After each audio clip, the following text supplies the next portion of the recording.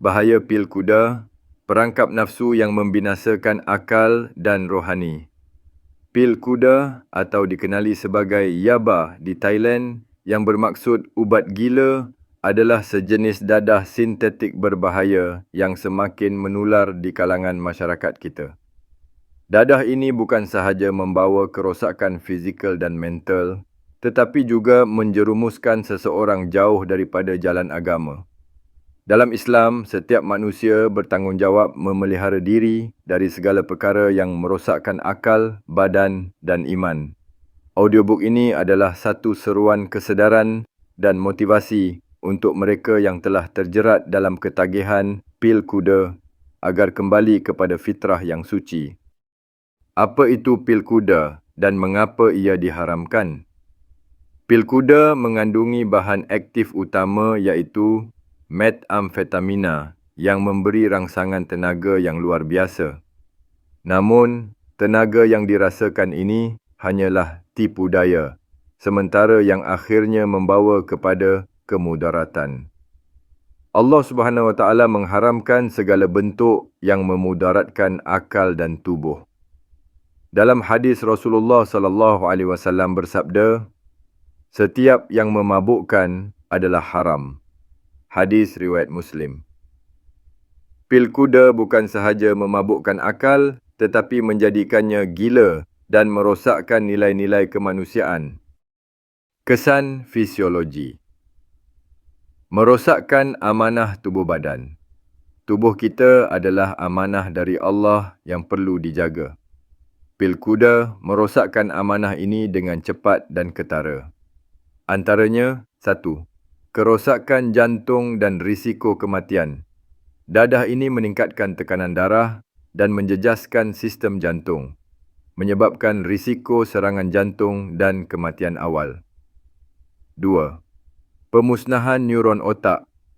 Akal adalah anugerah Allah yang membezakan kita sebagai makhluk berfikir.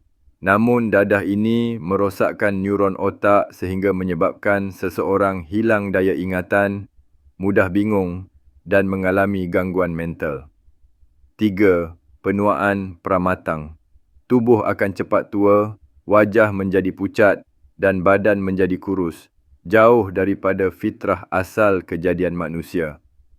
Dalam Islam, menjaga tubuh bukan sahaja kewajipan, tetapi juga sebahagian dari amal ibadah. Allah Subhanahu Wa Taala berfirman, "Dan janganlah kamu menjatuhkan dirimu sendiri ke dalam kebinasaan." Surah Al-Baqarah ayat 195. Mengambil pil kuda adalah menzalimi diri sendiri dan bertentangan dengan ajaran agama yang melarang sebarang bentuk perbuatan yang membinasakan. Kesan mental dan rohani. Menjauhkan diri dari Allah. Dadah ini tidak hanya menghilangkan kewarasan akal, tetapi juga menjauhkan seseorang dari rahmat dan petunjuk Allah. Seseorang yang terpengaruh pil kuda akan mengalami halusinasi, paranoia dan mudah hilang pertimbangan, membuatnya sukar untuk khusyuk dalam ibadah dan mendekati Allah.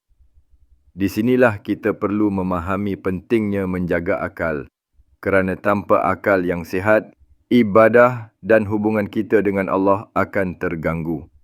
Ketahuilah, Allah menciptakan kita dalam keadaan yang sebaik-baiknya. Maka, menjaga diri daripada bahaya ini adalah sebahagian daripada menjaga kurniaan Allah Subhanahu Wa Taala. Mengapa pil kuda menjadi tarikan? Ada yang terjebak dengan pil kuda kerana ingin lari dari masalah atau mencari kebahagiaan sementara. Tapi, kegembiraan ini adalah ilusi yang membawa kemudaratan besar.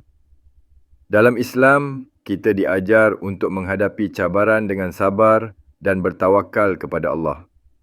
Pil kuda hanya menawarkan jalan pintas yang merosakkan kerana ia hanya membuai pengguna dalam keseronokan sementara, tetapi akhirnya mereka akan jatuh dalam kehancuran. Bagaimana nak lepaskan diri dari ketagihan? Tiada manusia yang sempurna dan dalam Islam, pintu taubat sentiasa terbuka. Jika seseorang telah terjerat dalam ketagihan ini, percayalah masih ada jalan untuk kembali. Berikut adalah beberapa langkah yang boleh diambil. 1. Mohon bantuan dan bertaubat.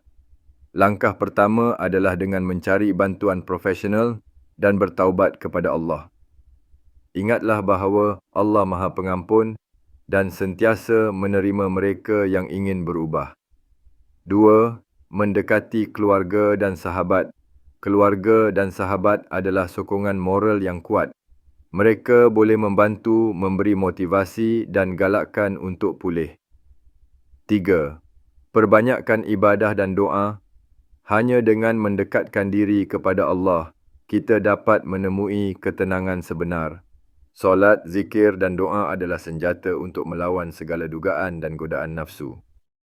Pilihan di tangan kita, hidup dengan aman atau binasa. Pilihan ada di tangan kita.